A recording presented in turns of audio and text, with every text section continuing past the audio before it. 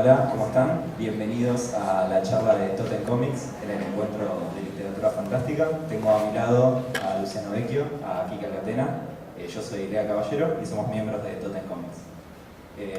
Para empezar, me gustaría que nos cuente un poco Quique cómo surge este proyecto, que obviamente no está en la mesa porque tuvo un contratiempo Fernando Calvi, también inició el proyecto de Totem, y me gustaría que le cuentes a nuestra audiencia cómo comenzó. Hola a todos. En realidad es una pena que no esté Fernando acá porque él fue el de la propuesta. Él fue el que me invitó a participar de esta aventura virtual que era hacer historietas de superhéroes para la web. Nuestros personajes, nuestro sello editorial virtual, en el que pudiéramos dar rienda suelta a nuestra común pasión por este género, ¿no? Que está muy conectado con el tema que sobrevuela todo este ciclo de charlas, porque son una rama más del género fantástico y una quizá de las menos ¿cómo decirlo?, evaluada, ¿no? Considerada entretenimiento menor, trivial, infantil en el mal sentido del término infantil, porque si fuera en el sentido positivo estaría buenísimo. Pero bueno, es así. Para mí fundamentalmente el gran encanto que tiene el género superheroico para nosotros es que te abre a mundo de fantasía, en clave de hazaña, que al fin de cuentas de lo que es un típico héroe de la tradición más antigua que existe, que en vez de estar vestido con piel de león está con capa de antifaz, pero que es básicamente lo mismo. Y Andy, me gustaría, porque había otra mesa en este ciclo que hablaba de los superhéroes, ¿no? ¿Por qué los superhéroes se ven en Argentina, algo así, ¿verdad? Sí, el lunes. El lunes. ¿Cómo era el tema? Sí, creo que superhéroes en Argentina es el titulado. O sí que ¿por qué no había superhéroes? Que ¿por qué no pueden existir superhéroes en Argentina? ¿Puede ser? No tengo bien el dato igual. Claro, ¿Vos tenés una respuesta para eso? No me acuerdo bien cuál era el perfil de la charla. Porque quizás no hay muchos superhéroes nacionales, el público infantil, el público... No sé ni idea qué está adolescente y hasta adulto, sí que consume superhéroes y que es muy afecto al género superhéroe. Lo que pasa, claro, lo de mi generación a través de las revistas mexicanas que venían con las historietas de superhéroes traducidas. Lo de sus generaciones a partir de otros sellos, español. No, sabés que mi generación es de la mexicana también, pero en vez de ser de Novaro, es de Vid, Claro. de los años 90. Pero siempre fue un género muy popular entre los lectores. Quizás no tan cultivado entre los autores, que habría que ver por qué, ¿no? Y eso sí sería interesante. Sí, yo creo que tiene que ver con, dependiendo de qué rama viene cada uno y qué historietas tuvo a la mano cuando era chico. Porque, bueno, nosotros, el cariño que tenemos por este tipo de género viene de cuando éramos realmente chicos. Vos, todas las generaciones. Yo leía a Batman cuando tenía 6 años, entonces, y no eran historias para chicos de 6 años, la verdad. Pero igual se leían y ya de esa manera uno cultivaba el amor. No es el mismo, es el mismo género, pero no está encarado de la misma manera, ni ahí como lo leías vos que como lo leía yo. Pero salimos para el mismo lado. Por eso fue bueno que Fernando y yo compartimos gustos bastante similares, en algunos no coincidimos, pero básicamente tenemos los mismos gustos. Lo interesante de hacer participar después del proyecto a dos artistas que nosotros admiramos, sobre todo, pero fundamentalmente queremos, era que ellos también, desde otra generación, desde otro lugar, también estaban enamorados del género. Claro, porque lo que sucede es que Totem inicia con Fernando y vos. Arman un blog en donde empiezan a subir páginas de Doctor Paradox, que lo haces vos, y Punto Rojo, Fernando. ¿Esto cuánto dura? Y fueron 2 años de publicación semanal rigurosa, lo tomamos como si fuera un trabajo pago, pero una labor de amor, porque realmente hasta ahora no me dio un peso. Bueno, pero pará, estamos en charla, ¿no? Bancame que te acomodo. No tengo la mano. Claro, va a ser más fácil. Bueno, como decías, 2 años de publicación. Yo pensaba que era 1. No, 2 años. Hasta que deciden ampliarlo. Claro, que fue la entrada al principio. Luciano lo sabe. Habíamos tenido una reunión con Luciano muy al principio, pero que al mismo tiempo suponía un compromiso la invitación. Era una invitación, pero una invitación pesada, porque el artista que se incorporaría tenía que también, como nosotros, tomarse en serio la cosa y entregar religiosamente una página todas las semanas. Y no que, como justamente no había dinero de por medio, no se podía obligar a nadie, fuimos cautelosos a la hora de incorporar más gente. Cuando la cosa estuvo más armada y Luciano seguía entusiasmado y de cierta forma también contábamos con el entusiasmo de Lea, es que viene la invitación a estos artistas, que para mí es lo fundamental, ¿no? Que no seamos solamente un dúo, sino que un grupo. Cuanto más mejor, ¿no? Como se dice. Claro, eso era lo que estaba faltando para terminar de constituir a Totem como un grupo editor, por así decirlo. Y también para que se armara una cierta, esto igual los lectores por ahí no lo saben, pero digamos una cierta liga Totem, porque bueno, con 2 personajes solos es medio difícil. Sí, lo buscamos para meter 80 personajes en cada título, pero no hay más. Aparte de lindo otras voces, otros estilos, otras formas de contar, de dibujar. Claro, el tema de las diferentes generaciones. Luciano viene de influencias más de cómic americano más moderno, por así decirlo, y un poco de manga, ¿no? Sí, es donde trabajo habitualmente. Yo soy dibujante freelance hace muchos años y trabajo con superhéroes mainstream en la industria del entretenimiento, que es lo que me encanta, lo que me gusta y lo que siempre quise hacer de niño. Pero Totem lo que busca y ofrece es un espacio para crear algo de autor con el género de superhéroes. Bueno, esa fue un poco la necesidad de que empiece, ¿no? Totem, porque mismo ustedes están generando algo de superhéroes, pero tuvieron la necesidad de crear un sello propio donde darle lugar a eso porque no había, ¿no? Claro, no había, aparte por gustos y por lecturas y demás, teníamos ese recuerdo, digamos, afectuoso a las editoriales de Stan Lee en las viejas revistas Marvel, en la que Stan Lee presentaba a la Marvel como si fuera un club de amigos más que un lugar de trabajo, esa cosa de camaradería, de compartir gustos y proyectos. Y dije, bueno, hagamos algo así, ¿no? Digamos, algo que vaya un poco, que sea meta historietístico, de crear una familia de personajes, autores, historias, y tratar de concitar el interés de los que disfrutan del género, ¿no? Y por supuesto, inevitablemente, darles una impronta personal. Estamos haciendo lo que nosotros queríamos, en cierta manera lo que nosotros queríamos leer y no estaba. Claro. Y bueno, nos dimos el gusto. También está eso, ¿no? Creo que Totem no solo nace por la necesidad de ustedes como autores, sino también de ustedes como lectores. Yo creo que nosotros 4, con todos los rangos de edades que ven acá, somos una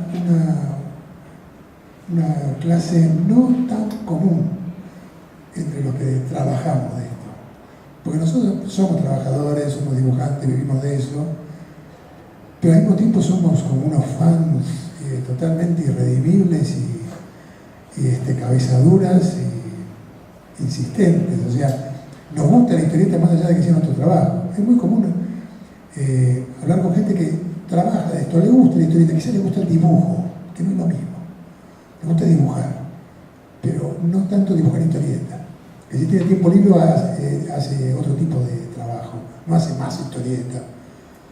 Y nosotros creo que estamos un poco en eso es lo que nos hermana, y creo que por eso también, de cierta manera, aunque suene pretencioso, se ha creado una pequeña mística Totem, sí, que no sé si es tan común, yo por lo menos no la veo en otros grupos, en otras camarillas, no sé cómo llamarla, que pueden andar por ahí, ¿no?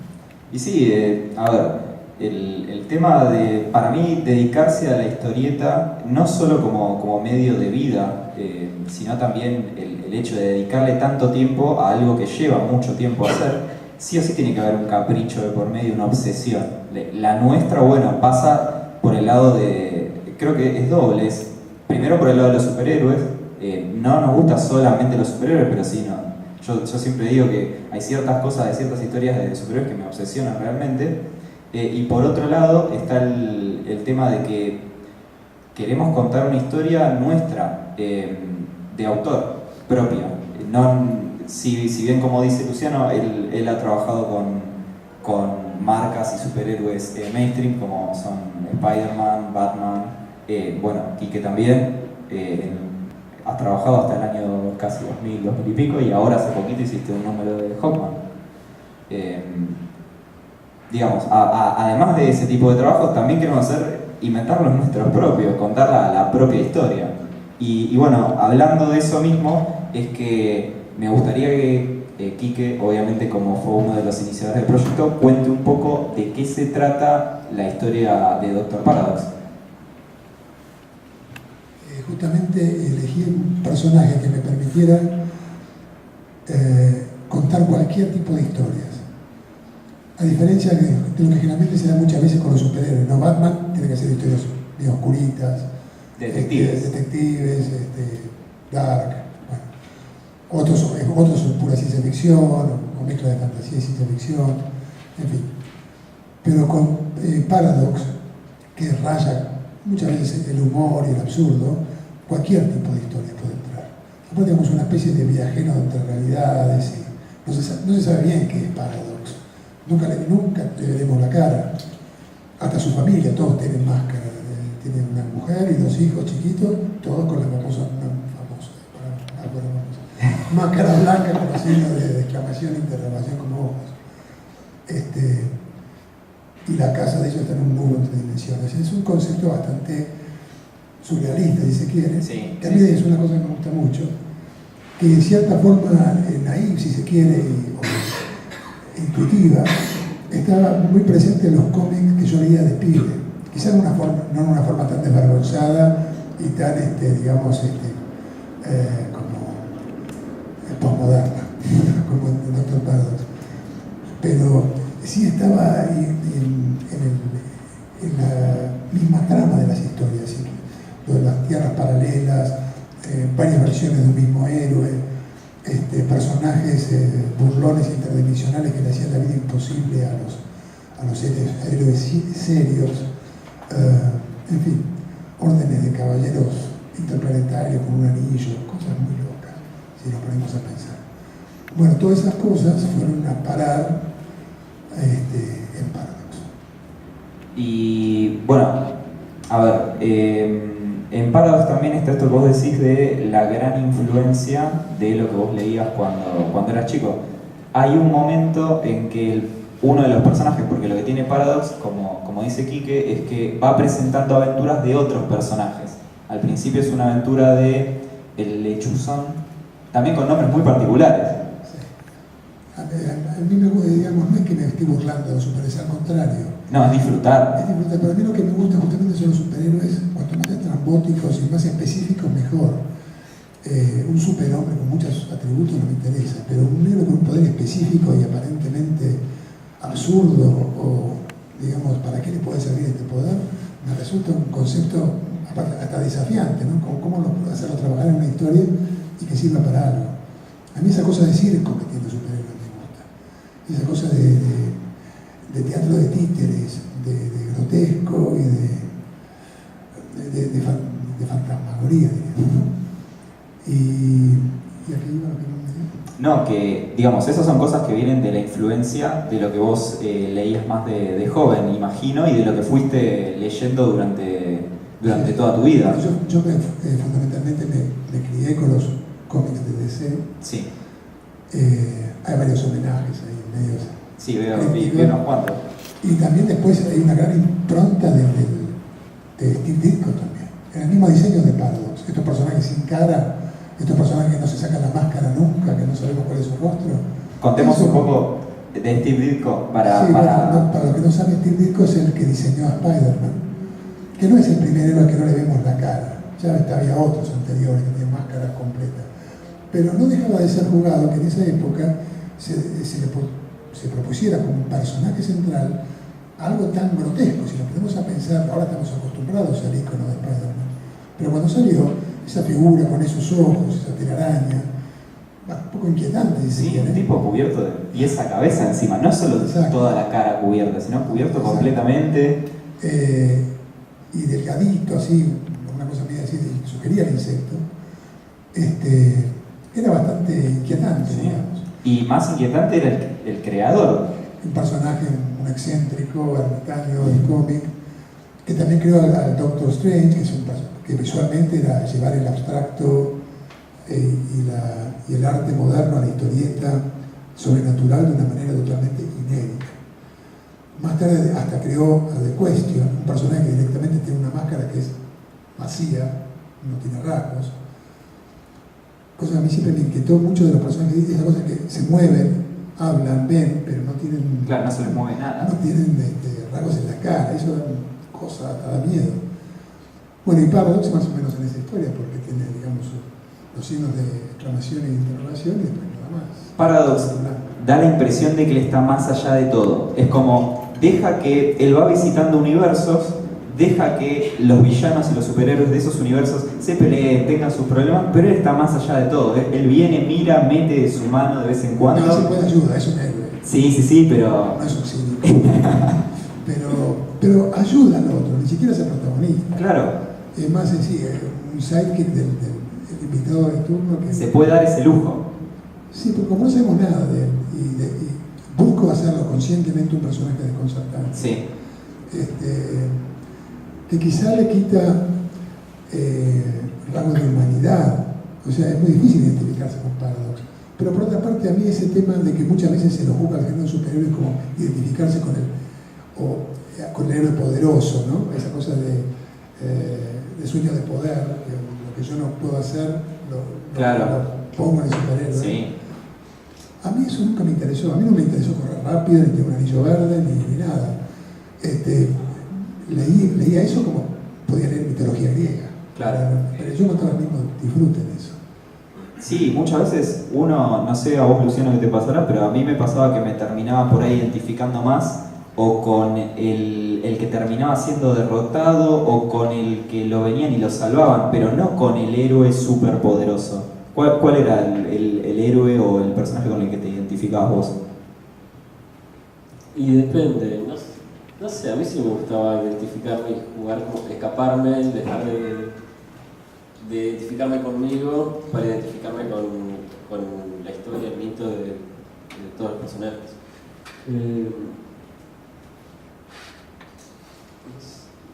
Me fui un poco por la rama, me quedé pensando mientras hablabas, Quique, en el proceso cuando me invitaron a participar del Totem.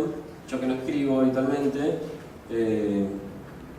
hice como un trabajo de preproducción para ver, me interpeló en el sentido de qué implica ser un superhéroe de autor, porque ya, o sea, superhéroes por trabajo venía haciendo, pero me encontraba con la posibilidad de hacer algo propio y cuál era la necesidad, por qué hacer un superhéroe más distinto y que sea mío y en las horas libres. Y bueno, me puse a leer lo publicado en los primeros 2 años de Totem por Ferry y Quique y encontré como ciertos puntos en común, por ejemplo que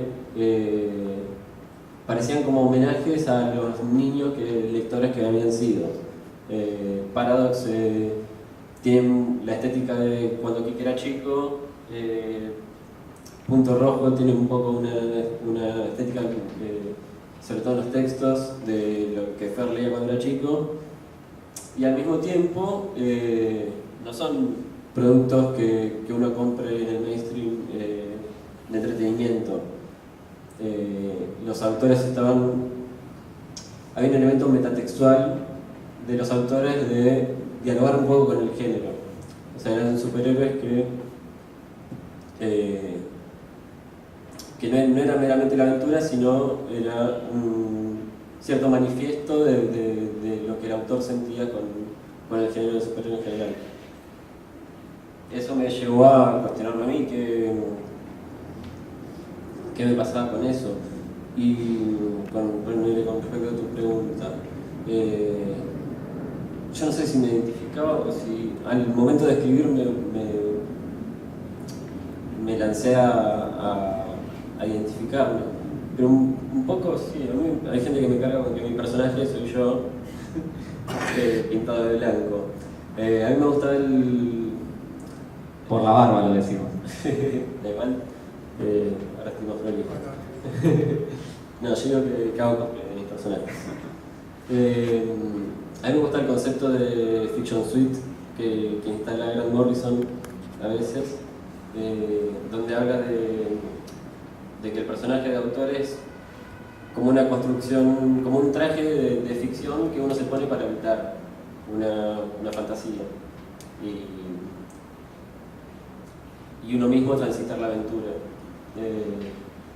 Por ejemplo, mi personaje Sereno, yo un poco lo abordé con esa intención. Después medio se me disolvió, como que termina cobrando vida propia y haciendo la suya.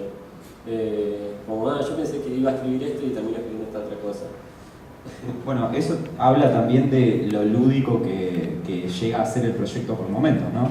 Porque al final terminamos no solo haciendo historietas en serio, sino también jugando un poco. No sé si a vos te pasaba o a vos, Quique, yo creo que te he escuchado hablar sobre eso, de que cuando éramos chicos ya jugábamos a hacer este tipo de historietas. Vos contabas que habías dibujado todo una historieta que vos tenías y le habías dibujado o la continuación o habías dibujado no recuerdo de qué historieta era, un capítulo entero, pero por ahí te pregunto y te estoy matando. A mí me pasaba particularmente que yo pasaban una película en el cine, por ejemplo de Batman o algo así, no la podía ir a ver al cine por X motivo, y sí me imaginaba y la hacía toda entera como historieta, a ver cómo sería esta película. Veía la publicidad en la tele y hacía eso. Y me encuentro hoy en día trabajando de esto y haciéndolo porque me gusta. Y me parece que es más o menos lo mismo que pasa a vos. A todos nos pasó eso. De niño yo tengo el recuerdo de, antes de saber escribir, tener cuadernos y estar haciendo una historia secuencial, como tengo la imagen muy vaga de un dibujo muy de niño, y como no sabía escribir y leer, como globos con simbolitos que decían cosas, pero no sabía qué decían, como el jugar, o sea, el hacer historietas de superhéroes como juego de niño está de toda la vida. Bueno, ahora somos grandes y por ahí tenemos una intención que decir, pero sobre todo estamos jugando y tenemos, no sé, la oportunidad de dibujar un poco mejor y que la gente lo vea. Bueno, y ahí cuando decís que tenemos una intención de decir algo, ¿no? Y me dejás el pie justo para hablar sobre lo que hago yo. Sobre, bueno, la historieta que hice yo para Totem es Calopsia, que deben haber pasado ya un par de imágenes. Y es una historia sobre una heroína que es una especie de forajida, ¿no? Como el zorro, forajida de la ley.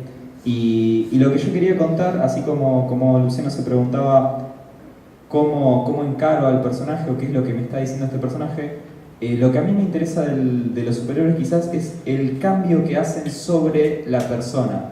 Y no esta cosa de cómo derrotan al villano, cuántos poderes tienen, o si tienen o no tienen poderes, que es más como lo pochoclero o lo que es divertido, lo que lleva a que uno lo mire los colores y las explosiones, pero lo que más me interesa es cómo cambia a la gente que los rodea, cómo o los inspiran a hacer algo o cómo los transforman. Y entonces la historia pasa por ese lado, por una forajida de la justicia que se encuentra con un chico, un joven, que en este caso podría ser cualquiera de nosotros, que vive todos los días en una sociedad que sí es un poco cínica en este caso, la sociedad, no el personaje, y la forajida Calopsia lo que trata es de mostrarle cómo hay otras opciones a el trabajo que tenés todos los días, a lo que el jefe te dice que tenés que hacer, y ese tipo de cosas. Es más como una idea, no sé si decir, quizá me estoy yendo demasiado a decir anarquista, pero es más como una idea de rebelión, de decir, mira, no necesariamente tenés que tener poderes o superpoderes para hacer una diferencia o para vos ser diferente. A mí es la idea del superhéroe que se puede parar por encima de lo establecido, por encima de las leyes del hombre, es algo que me resulta interesante. Y lo que diferencia al villano del superhéroe es que el héroe lo hace para inspirar o para generar el bien, cuando el villano también se puede parar por encima de las leyes del hombre porque tiene poderes o roba algún artefacto que le permite hacer cualquier tipo de villanidad, pero es lo que los diferencia. Entonces, ¿cómo un héroe puede inspirar a que todos seamos héroes? Me parece en sí que es lo que a mí me motiva a hacer este tipo de historias. Cuando hago otras historias que no son de superhéroes, también trato de darle como esa onda, pero una historia de superhéroes es ideal. Un poco es lo que genera el género de superhéroe en los lectores. El superhéroe es un modelo de rol, forma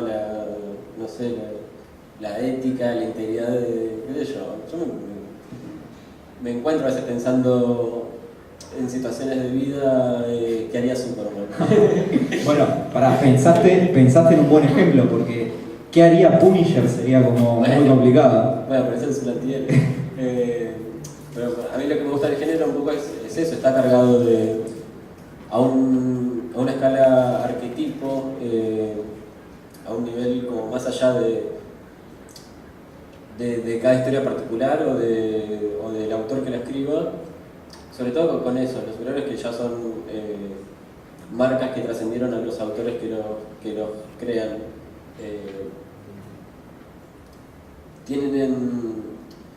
Son ideas que trascienden al lector, o sea, pasan por generaciones, son como un tapiz, que no sé si pasa con otros géneros o con otros medios, que una misma ficción sea un tapiz de 500 miles de autores que no sé, nadie la puede leer entera, que pasa 6, 7 generaciones, y esa idea como que se va cargando de ideas, de arquetipos, Sí, cada uno le va dejando su propia marquita y va contribuyendo al mito. Va creyendo, claro, se convierte en un mito de la era actual, de la era moderna, y afecta y convierte al lector. Yo creo que el público se expone a esos personajes y sobre todo cuando sos niño y empieza a formar tu imaginario, es transformador. Con los superhéroes de autor no creo que suceda lo mismo a esa escala masiva, pero también apuntamos, como vos decís, a tocar a alguien. Yo leyendo Sereno, que justo ahora están saliendo las imágenes, esa es la historieta que hace Luciano, se nota una onda de qué tipo, no digo como un mensaje fuerte, pero digo, tiene una onda Sereno de otro tipo de pensamiento, de algo más New Age, por así decirlo. Ponele, sí. Sí, es un canal de las cosas que a mí me interesan. Sí, astrología. Sí, brujería tolteca, misticismo, noticias raras de ciencia. Bueno, y a ver, acá hay otra cosa. Se habrán dado cuenta que por las cosas que hablamos, cada uno encara su obra de una manera muy distinta. Por lo cual, si alguno ya es lector de nuestros cómics, de Totem, o le interesa hacerlo, se van a encontrar con cosas realmente muy distintas. Y a la vez, todas tienen en común el amor hacia el género. Y a construir personajes que de otra manera no existirían. Porque creo que Luciano lo mencionaba al principio, y es, ¿para qué seguir contribuyendo a la rueda de, hagamos tipos musculosos con capas y qué sé yo, y poderes, y dientes muy apretados, sobre todo los de Fernando, dientes muy apretados? ¿Para qué si no vamos a decir algo que realmente solo nosotros podamos decir? Ahí lo importante de la historieta de autor. Y como vos decís, es muy raro encontrar superhéroes de autor.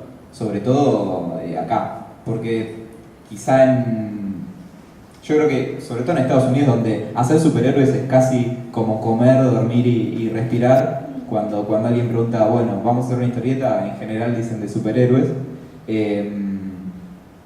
creo que ahí puede ser más común encontrar héroes de género, pero tener un espacio como Totem para poder desarrollarlo de esa manera de autores es genial.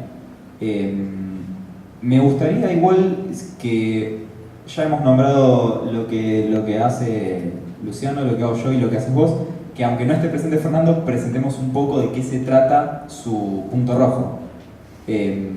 Contamos un poco, contamos nosotros también, ¿te parece? Él ahora está haciendo otra historieta que se llama Chicasa. Cierto. Pero durante los 2 primeros años hizo Punto Rojo. Sí.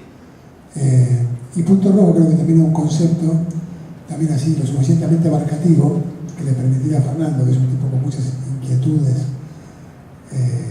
narrativas, si se quiere, acercarse a diferentes géneros y a diferentes tipos de historia también.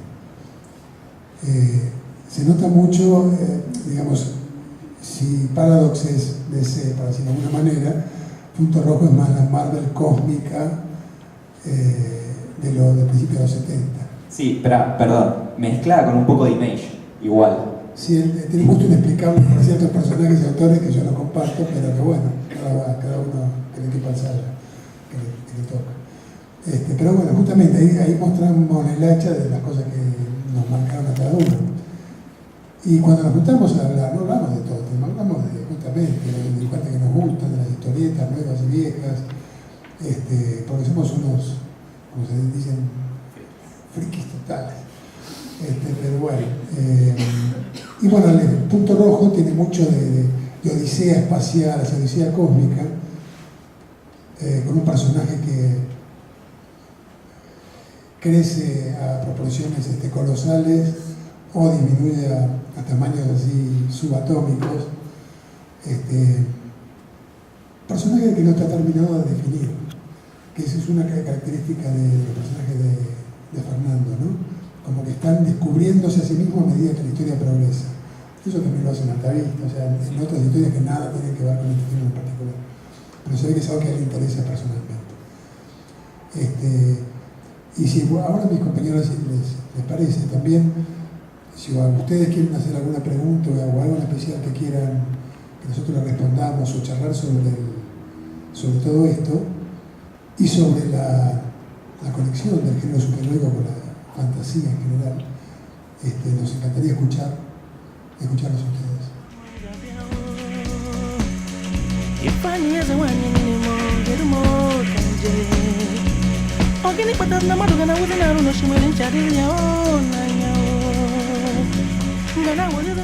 Hoy está pasando con las historietas con las películas de superhéroes también. Va gente a ver películas de superhéroes que en su vida leyó una revista de Marvel o DC, o por ahí no saben ni lo que es Marvel o DC. Y con Patrusú también pasa eso. A mí en particular me gusta más Isidoro, porque representa más a lo que es el porteño desenfadado, o Patrusú es más de aventuras y Isidoro es más de desventuras, por así decirlo. Entonces a mí me atrae más eso. La verdad es que siempre he sido lector de otro tipo de historietas, sobre todo de historietas de superhéroes o de manga, porque tienen un imaginario que va más allá quizá de la aventura cotidiana o terrenal. Pero no sé ustedes qué lectura le han hecho a ese tipo de obra. Yo por mi edad sí leía mucho, no solamente leía Novaro, yo leía mucho Patrusito y Patrusú. Yo vivía en una Argentina que se consumía muchas revistas, no existía la comiquería, las revistas eran baratas, estaban al alcance de todo. Y yo era un lector medio así omnívoro de historietas y disfrutaba mucho las historias. Sentía con el Patrusú y el Patrusito de esas aventuras largas en que lo cotidiano se mezcla con lo heroico, con el peligro, con la sinrazón también. Lo mismo que después más tarde encontraba en los Tintín, esa mezcla de aventura en el mundo real, pero con un fuerte elemento folletinesco, si querés. Y creo que Patrusú en su mejor época contó con grandes dibujantes y grandes guionistas sobre todo, y Patorucito también. Después lamentablemente nunca se utilicé tanto con Isidoro. O sea, me gustaba Isidoro dentro de Patorucito. A mí la canchería de Isidoro ya como era otro tipo, era más costumbrista, otro tipo de historia, no eran aventuras. Tampoco eran aventuras al principio. No, pero... Porque era pillo, no le iba tan mal. Pero me gustaba él la química con el indio. Él solo tanta gracia no tenía. A mí el éxito y la genialidad estaba en combinar esos dos personajes tan disímiles. Y por eso también me gustaba mucho Isidorito con Patorucito. Me gustaba tanto como, un poquito más que Patorucito e Isidoro. No, es una gran historieta. Lástima que la editorial misma no se la tomó un poquito más en serio, ¿no? Y dejó de producirla hace mucho, replicando indefinidamente lo mismo y dejando que personajes se fueran muriendo solos. Sí, se fue como desactualizando. Yo, no sé, me recuerdo de haber leído de niño, pero no lo tengo muy presente. De chiquito sí, en mi casa estaban las revistas y también leía todo lo que había. Creo que me gustaba, también me caía mal Isidoro, también me gustaba más. ¿Qué sé yo? Patorucito entra dentro de la categoría de lo que me gusta, como de nobleza, claro, como símbolo de nobleza, sin ser tonto, es como el chabón es guay. Pero no sé, no tengo mucho más recuerdo. Fue Cuentos de la Cripta, si fue toda la rama de Marvel, tipo Motorista Fantasma y todo eso, que también me parece que es un género que está muy poco transitado. Yo creo que antes de ver esta obra tuya, de acá solo había leído algunas cosas del área, por ejemplo, que trabajaba con el terror mucho. Bueno, creo que... Sí, es un terror tipo Hammer, digamos. No te saca el sueño, digamos, es un terror agradable, digamos. Pero sí, ahí yo quise, digamos, dar un volantazo, por un tiempo tomar, hacer una cosa diferente con el Zíngaro. Y es un poco, bueno, las películas esas de la Hammer y fundamentalmente las historietas de superheroicas con fuerte elemento de terror de principios de los 70. Desde La tumba de Drácula a Werewolf, El hombre lobo, By Night, Morbius, había varias. El Ghost Rider en su encarnación de motorista, así que me gustaba más la encarnación de Cowboy, me llamaba más la atención. Había otras, Brother Voodoo, Doctor Strange también, pero todos esos cómics de Man-Thing de principios de los 70 de la Marvel que yo disfrutaba mucho. Y como vos decís, que hoy en día no están tan desarrollados. O el mainstream ha absorbido, el mainstream se ha vuelto bastante de terror. Sí. Es como que las superhéroes que antes eran más limpios, entre comillas, de repente tienen elementos que son decididamente muchas veces sórdidos Oye, perdón que me interrumpa. Sí, es difícil abrir un cómic de Batman me ha pasado con cómics de los Avengers también, y no ver a un tipo destripado o situaciones en las cuales, bueno, Batman por ser un detective y bastante sórdido también, de asesinatos muy heavies, y por ahí uno se piensa, bueno, esto ya no es para cualquiera. Y lamentablemente sí, porque los chicos ya están inmunizados ese tipo de... Yo creo que ya han visto tipo de destripados. No, eso seguro. En los cómics que yo leía no había nunca tipo de destripado. Se sugería. Por eso ya me decía la diferencia de las películas de la cámara, ¿no? Que es el terror robótico, decimonónico, no tan fuerte y directo. Y tampoco lo que hacía la Marvel en esa época. No creo que no pasa por una cuestión de autocensura, pasa por una cuestión de lo que querés mostrar y lo que querés sugerir. A mí lógicamente el exceso así de regodeo con los odios, con lo desagradable que hoy en día, no es el terror como género, es otra cosa. No, el verdadero terror es el que no se ve. Claro, es más subjetivo, que tiene hasta cierto elemento poético, negro pero poético al fin, que no lo encuentro a lo mejor en cosas hasta cosas que ha hecho Alan Moore, en cosas del pantano que son bastante fuertes para la época, para hoy en día quizás livianas, claro. Pero en su momento fueron bastante choqueantes también, y buscaban eso, buscaban impactar, buscaban desagradar.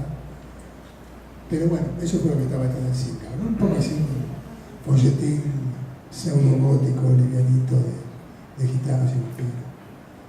eso es algo que también me sorprende. Ahora vamos a ir, si alguno tiene alguna pregunta más, pero me sorprende de la obra de Quique, y es que se mete con temas muy eclécticos, por así decirlo. Un héroe es gitano, el otro es un topo, va por todos lados y habla de una influencia de cosas muy distintas.